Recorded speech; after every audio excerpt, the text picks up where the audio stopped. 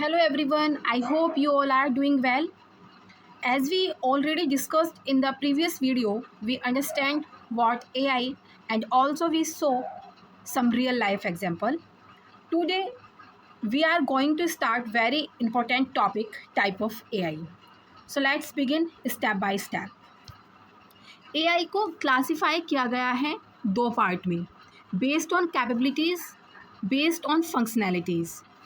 Capabilities में narrow AI, general AI, super AI आता है। फंक्शनैलिटीज़ में reactive machine, limited memory machine, theory of mind, self aware AI आता है। तो चलिए अब हम इनको समझते हैं। स्टार्ट करते हैं नैरो एआई से। Narrow AI work on one specific task only, it can not do anything outside that task. Narrow AI वो एआई होता है जो स्पेसिफिक टास्क पर काम करता है। ये ह्यूमन की तरह सोच नहीं सकता, सिर्फ डेटा और प्रोग्रामिंग के बेसिस पर फिक्स काम करता है। Example, face unlock, video suggestion, voice assistant. आप ऐसे समझिए, हमारा मोबाइल फ़ोन है, उसके अंदर एक फ़ीचर होता है फेस अनलॉक। अब फेस अनलॉक का काम क्या है? सिर्फ फेस डिटेक्ट करना और फ़ोन अनलॉक करना। अगर हम उसे बोले म्यूज़िक प्ले करो तो क्या वो करेगा? नहीं करेगा, बिकॉज़ उसका एक ही काम है फेस को पहचानना। इसीलिए नैरो एआई को हम कहते हैं वन टास्क एआई। ऐसे ही वीडियो सजेशन, जैसी वीडियो हम देखते हैं वो सिर्फ वीडियो ही सजेस्ट करता है, वो हमें फेस अनलॉक करके तो नहीं देगा या कोई अदर काम करके नहीं देगा।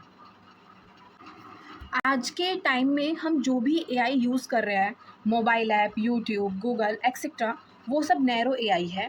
लेकिन जर्नल एआई और सुपर एआई पर भी काम चल रहा है। तो चलिए समझते हैं journal AI. General AI can do any task like human. It can think and solve different problem. This type is still in development. Journal AI एक स्ट्रॉन्ग एआई है जो ह्यूमन की तरह सोच सकता है, समझ सकता है और मल्टीपल टास्क खुद से कर सकता है। एक ही एआई सिस्टम सब काम कर सकता है जैसे एक ह्यूमन कर सकता है। इसे हम एक एग्जांपल से समझते हैं। एक एआई रोबोट है, स्कूल में पढ़ाता भी है, घर पर काम भी करता है, कार ड्राइव भी करता है। ये सब काम एक ही एआई सिस्टम कर रहा है। तो ये हमारी जर्नल एआई है। अभी तक जर्नल एआई फुली एग्जिस्ट नहीं करता, ये अभी डेवलपमेंट स्टेज में है। आई होप आपको ये क्लियर हुआ होगा कि जर्नल एआई क्या होता है। चलिए अब थर्ड हमारे पास है super AI. Super AI is more intelligent than humans. It can make better decision than humans. This is only a future concept. Super AI एक ऐसी एआई है जो ह्यूमन से भी ज़्यादा इंटेलिजेंट होगी हर फील्ड में। Thinking, understanding, decision making, problem solving, जो ह्यूमन से भी ज़्यादा बेटर ले सकती है। मींस ऐसी एआई जो सेकंड्स में कॉम्प्लेक्स साइंस प्रॉब्लम सॉल्व करे, न्यू मैजिशन खुद इवेंट करे, self learning plus self improvement system हो। सुपर एआई अभी एग्जिस्ट नहीं करती, ये सिर्फ फ्यूचर कॉन्सेप्ट है। इस पर डिबेट भी चल रही है क्या सुपर एआई सही है या नहीं। लेकिन आप भी मुझे बताना कमेंट करके कि सुपर एआई सही है या नहीं है। अब आप इन तीनों को यहाँ से भी समझ सकते हैं, आपको याद रहेगी। जो एक टास्क को करती है नैरो, जो ऑल टास्क करती है वो जर्नल, और जो ह्यूमन से भी ज़्यादा इंटेलिजेंट होगी वो सुपर। अब समझते हैं हम AI based on functionalities. First, reactive machine. Reactive AI work only on the current situation. It does not store past data. It makes decision based only on present input. आप ऐसे समझिए, ये AI सिर्फ present situation पर काम करती है, past memory बिल्कुल भी याद नहीं रखती है। अब आप एक एग्जाम्पल के थ्रू समझने की कोशिश करें। हम कंप्यूटर पर चेस खेल रहे हैं, वो बस अभी का बोर्ड देखती है, जैसे अभी कौन सा पीस कहाँ है, कौन सा मूव पॉसिबल है, फिर सोचती है सबसे अच्छा मूव कौन सा होगा। कंप्यूटर को ये याद नहीं रहता पहले कौन सा मूव था, गेम कहाँ से स्टार्ट किया था। वो बस अभी की करंट सिचुएशन देखकर डिसीज़न लेती है। उसे पास्ट याद नहीं रहता, उसे पास्ट से कोई मतलब नहीं होता, ये हमारा रिएक्टिव एआई कहलाता है।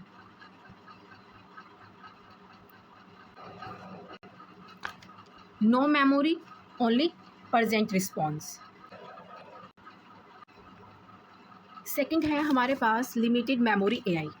Limited memory AI uses past data alone with present data. It stores some previous information. It improves decision using past experience. ये एआई पास्ट डेटा का यूज़ करती है, पास्ट प्लस प्रेजेंट दोनों से डिसीजन लेती है। आप इसको ऐसे समझिए, आपने कल चाय बनाई थी, उसमें शुगर थोड़ी ज़्यादा हो गई थी। आज जब आप चाय बना रहे हैं आपको याद रहेगा कल चाय में शुगर ज़्यादा हो गई थी, मतलब आपको पास्ट से कुछ एक्सपीरियंस हुआ, आपने उसको याद रखा। ऐसे ही एआई भी करता है, use past data to make better decision. वो पास्ट डेटा भी यूज़ करता है, प्रेजेंट को भी यूज़ करता है एक बेटर डिसीजन लेने के लिए। यही लिमिटेड मेमोरी एआई होती है। यहाँ पे आप एग्जांपल देख सकते हैं, सेल्फ ड्राइविंग कार। नेक्स्ट हमारे पास आता है theory of mind. Theory of mind AI can understand human emotions and behavior. It tries to recognize feelings. It responds according to emotions. ये AI human emotions, behaviour and intention को समझने की कोशिश करती है। आप इमेजिन करो, आप क्लास में बैठे हो, आप देखते हो आपका फ्रेंड सैड है, आपने उससे सॉफ्टली बात की क्योंकि आपको उसके इमोशंस अंडरस्टैंड हो रहे हैं। फ्यूचर में एआई अगर ऐसा करे, आपका फेस देखे, वॉइस सुने और बोले you look sad, I can help, तो वो होगी theory of mind AI. I hope आपको क्लियर हुआ होगा। इमोशंस डिटेक्टिंग एआई हम इसको बोल सकते हैं। Understand emotions. लास्ट हमारे पास टाइप है self aware AI. Self aware AI has self consciousness. It knows its own existence. It can understand itself. Self awareness AI एक एडवांस एआई होती है जिसमें सेल्फ कॉन्शियसनेस होती है, उसे अपनी एग्जिस्टेंस का पता होता है, वो खुद को समझ सकती है। इमेजिन करो एक रोबोट है और वो खुद बोलता है I know I am an AI. वो खुद के बारे में सोच सकता है जैसे हमें पता है हम इंसान हैं। ऐसे ही self awareness means self aware AI जो अपने बारे में सोच सकता है। ये सबसे एडवांस्ड एआई है, अभी सिर्फ आइडिया है, रियल में नहीं बनी है। सो आपके ये सारे टाइप मैंने समझा दिए। स्टूडेंट, आज के टाइम में हम रिएक्टिव एआई और लिमिटेड मेमोरी एआई का यूज़ कर रहे हैं। थ्योरी ऑफ माइंड एआई अभी डेवलपमेंट में है और सेल्फ अवेयरनेस एआई फ्यूचर का कॉन्सेप्ट है जो अभी एग्जिस्ट नहीं करती है। आई होप आप सबको ये टॉपिक अच्छे से क्लियर हुआ होगा।